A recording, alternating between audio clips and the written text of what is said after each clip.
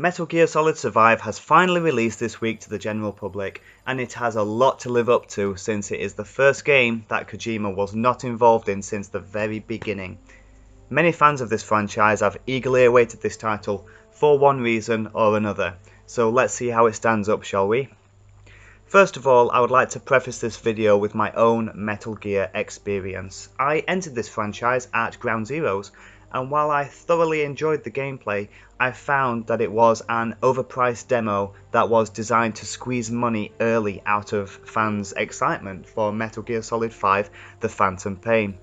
And given this glimpse into what this AAA title could potentially be the following year, I started counting down the days to Metal Gear Solid 5 alongside everybody else.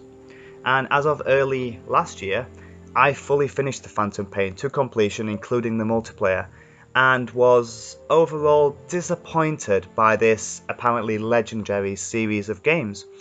Just like Ground Zeroes, it started off fantastically well, but missions began to repeat towards the end and the grindy finale seemed lazy and lackluster.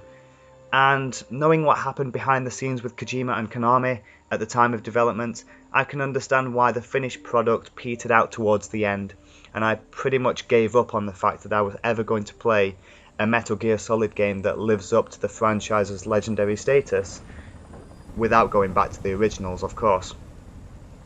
Fast forward to today, and I am reviewing Metal Gear Solid Survive, a game that is 100% Konami and 0% Kojima. And it shows. This game is so repetitive, you will be playing the same zombie gameplay over and over and over again until you will want to choke yourself with your own Solid Snake. So let's start with the gameplay, which can be pretty fun and engaging in the beginning. But that's no surprise, since the game is based off the foundation of the Phantom Pain. The zombie apocalypse gameplay at the beginning is smooth and responsive and functions as you would expect. The problems start an hour or two in, when you realise that the system is based around stealth, and there is no reason whatsoever to use stealth in this game at all. It is far more effective just to take on the zombies head on with whatever melee weapons that you have. Which brings us to the AI, which is god awful. I have not seen zombie AI this bad since The Walking Dead Survival Instinct, and that was legendarily bad. The zombies will attack nearby fences and walls and rocks and anything else that their pathfinding decides is important to head towards, and if they do finally manage to find where your character is, it is a complete lottery or not whether their attacks hit you or not. I would sometimes be damaged by their attacks while I was a mid-heavy attack myself, or sometimes not even in their direct vicinity.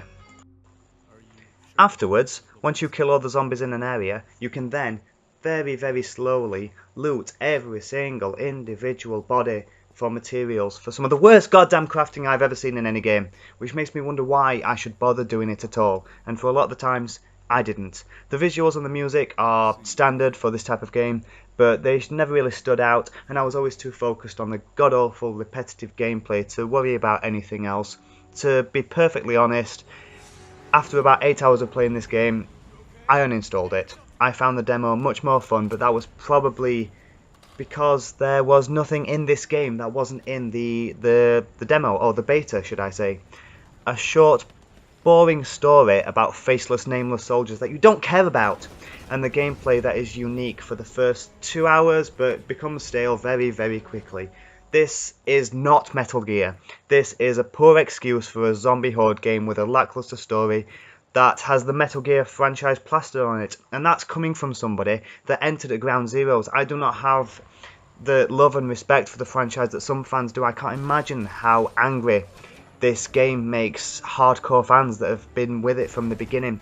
And the goddamn business practices like microtransactions and charging $10 for extra save files. Konami should be ashamed of themselves, and I bet Kojima is laughing his way all the way to the bank with his new Death Stranding game. I'm really looking forward to that. That's where people's money and time and attention needs to go.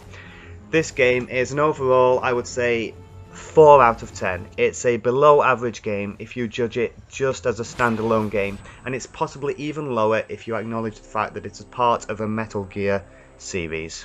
Terrible. Absolutely terrible. Avoid it. Don't buy it. Don't wait for a rental. Avoid it. Thank you for watching this video anyway, and I hope you enjoyed it. If you did, feel free to like and subscribe to my channel for more videos just like this one.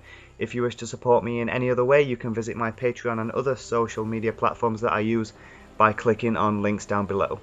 Thank you again, and I will see you next time.